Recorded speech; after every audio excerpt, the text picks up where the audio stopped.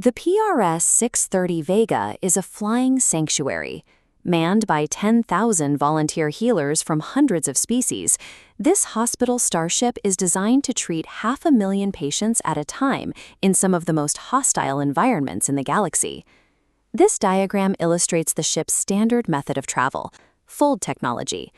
The system safely compresses the fabric of the universe and rolls space up like a cigar, creating a stable wormhole that turns a multi-year journey into a smooth ride. When moving through heavily governed sectors, the ship can also rely on established Galactic Authority express gates for regulated, incident-free transit. But a hospital ship eventually encounters a scenario where standard physics are too slow. When a distress call indicates a colony will suffer total casualties in minutes, a week-long fold journey guarantees the crew arrives to nothing but ghosts. To bridge that gap, the Vega is equipped with a final option, Tera technology. This is not a propulsion system. A tear is exactly what it sounds like, an instantaneous quantum rip that violently punches a hole from here to there. Initiating a tear is never a standard tactical choice. It is a desperate negotiation with the laws of physics, a gamble best understood by looking at the ship's most tragic deployment. Before the incident even began, the Vega had just survived a grueling rescue operation.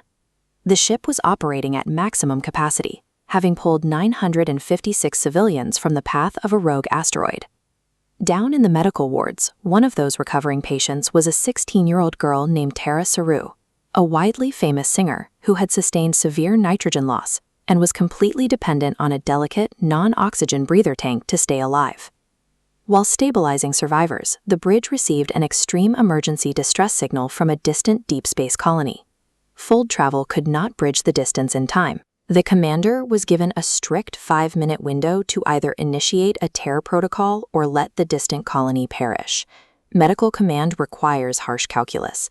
The leadership had to weigh the fragile safety of the 956 exhausted patients currently aboard against the hypothetical thousands dying across the galaxy.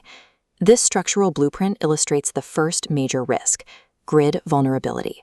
A vessel the size of the Vega is not built to survive the sheer physical force of a quantum rip without risking catastrophic failure across the hull. Shifting our view to the internal medical bays, we see the biological toll. The transition inflicts severe trauma and induces rapid environmental collapse inside the vessel, leading to a debilitating condition known as tear sickness. Zooming out to the galactic map reveals the environmental fallout. The jump literally breaks the local geography, leaving behind a radioactive scar in space that remains a severe navigational hazard for at least a year. Knowing these risks, the command staff made the calculation and triggered the jump. The moment the aperture opened, the resulting quantum shear ripped through the lower decks, causing immediate internal devastation.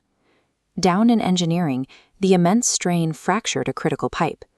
One brave engineer knowingly stayed behind in a sealed sector, sacrificing himself to manually secure a broken neutron flow valve and prevent the entire ship from detonating from the inside. Nearby, an adjacent steam generator violently overheated from the friction of the jump, boiling an aquatic crew member alive in his own quarters. Up in the medical wards, the brutal physical force of the sudden transition battered the delicate life support systems, shaking the medpods to their limits. The Vega crossed the galaxy in a matter of seconds, but they paid for that speed by sacrificing their own rescue personnel to make the distance.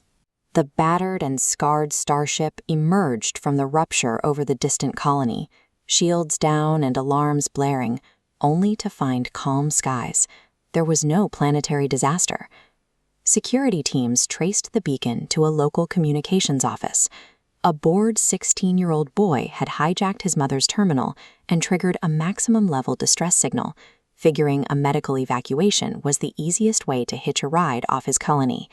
He had initiated an extreme galactic protocol because he wanted to get to a core world to see a concert by his favorite singer, Tera Seroo. The young singer never made it to that stage. The violent mechanical stress of the tear jump had shattered the fragile life support systems in Tera Seroo's medical tank, killing her during transit.